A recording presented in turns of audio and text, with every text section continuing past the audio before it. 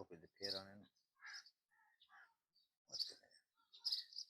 آپ پڑھتے رہیں وہ آ جائے یہ آواز ہوئی کیسی دی جی بسم اللہ الرحمن الرحیم اللهم صل على سيدنا محمد وعلى آل سيدنا محمد وبارك وسلم علیہ اللہ اللہ بول بندیا خالی زندگی نہ رول بندیا وقت ہی تھوڑا پھر پچھتاویں گا جو کام مسلمانوں کا تھا وہ بھول گئے ازل سے جو پیما کیا تھا وہ پیما کو بھول گئے منہ دیکھا آئینے میں داغ نہ دیکھا سینے میں ایسا جی لگایا جینے میں کہ موت کو بھی بھول گئے فرعون نہیں شداد نہیں یا لوط کی قوم تجھے یاد نہیں کیا نوح کا طوفان تو بھول گیا ازل سے جو پیما کیا تھا وہ پیما کو بھول گیا اللہ اللہ بول بندیا خالی زندگی نہ رول بندیا وقت ہی تھوڑا پھر پچھتاویں گا کر کے نثار آپ پر گھر بار یا رسول اب آپ پڑا ہوں آپ کی دربار یا رسول عالم نہ ملا نہ متقی نہ پرہیزگار امتی تمہارا بندہ گنہگار دونوں جہاں میں وسیلہ ہے آپ کا تیرے بنا سہارا نہیں یا رسول تو رحمتاں دا دریا بڑیاں بیڑیاں تاردا جو میں کی جانا یہ بیڑی تاریں بدکار دی تو رحمتاں دا بادشاہ میں گدا آسا لے کے آکھڑی خیرات دے دیدار دی اللہ اللہ بول بندیا خالی زندگی نہ رول بندیا وقت ہی تھوڑا تو پچھتاویں گا نہ کر سما برسوں کا پل دی خبر نہیں آخر ایک دن تو نے دنیا چھوڑ جانا ہے بغیچے چھوڑ کر خالی زمین اندر سمانا ہے تیرا بیلی نہ ہو سکے بھائی نہ بیٹا باپ نہ مائی اکیلا تو نے اندھیری قبر میں جانا ہے اللہ اللہ کرنے والے جنت میں جائیں گے اللہ اللہ نہ کہنے والے پچھتائیں گے لا الہ الا اللہ محمد رسول اللہ دعا منگ دیا میرا مولا کریم کچھ بندے سے مل گئے کہ تے رب پاک دا خفی ذکر فرمائے میرا مولا کہ ذکر کی تے اپنی بارگاہ تے سارا منظور تے مقبول فرما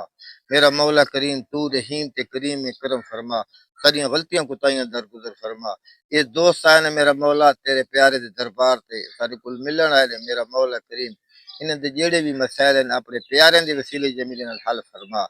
دین دے مسائل ہیں دنیاوی ہیں میرا مولا جس مشکلات تے جن تو حل فرما میرا مولا ساری ایک خواہش ہے تے رب پاک دے اگے تو رب سارے تے راضی ہو جا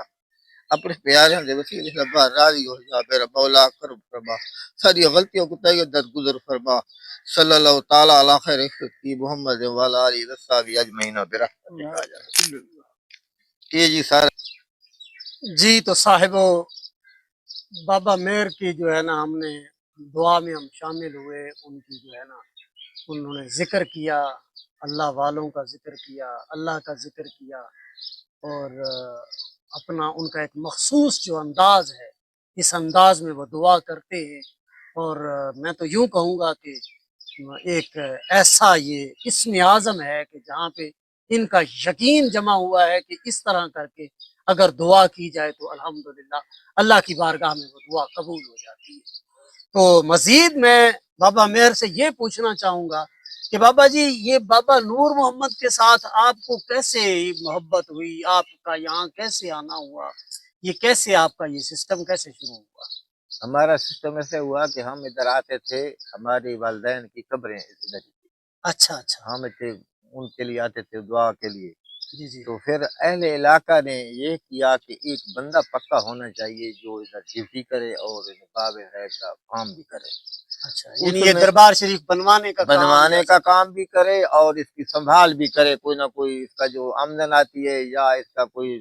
دیکھ بھال کرے۔ جی جی جی تو وہ اتفاقیہ سارے لوگ اکٹھے ہوئے تھے، میں بھی آ گیا۔ جی جی حالانکہ اس وقت تو مجھے یہ معلوم نہیں تھا کہ یہ کام میرے سر پر آنا ہے، اچھا میں تو لوگوں کے بلائے ہوئے پر میں بھی آ گیا۔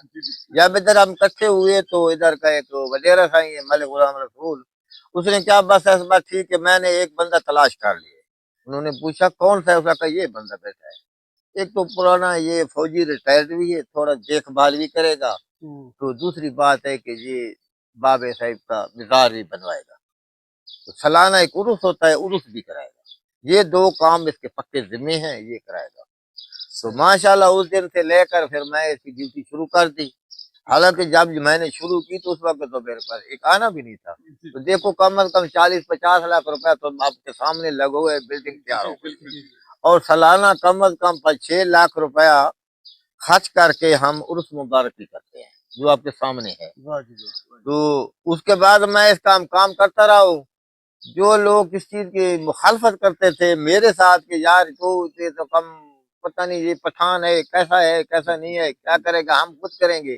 لیکن وہ خود بخود سیٹ پر ہو گئے، اس میں میرا کوئی عمل دخل نہیں ہے۔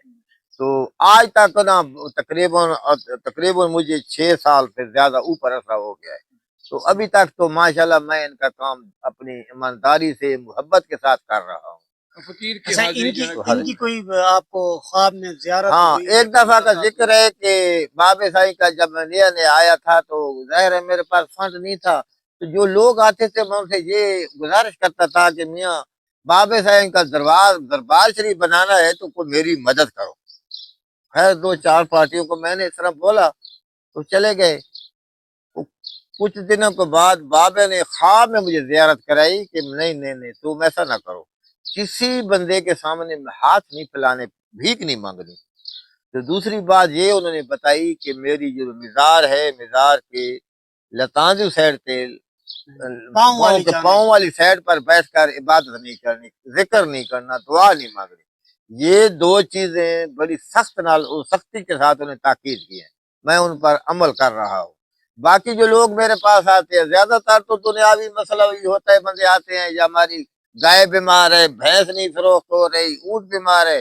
لیکن جو آتے ہیں اللہ تعالیٰ کی رضا کے لیے اور میرے ساتھ بیٹھ کر اللہ تعالیٰ کی ذات کا ذکر کرتے ہیں، وہ خاص و خاص لوگ ہیں۔ وہ اونٹ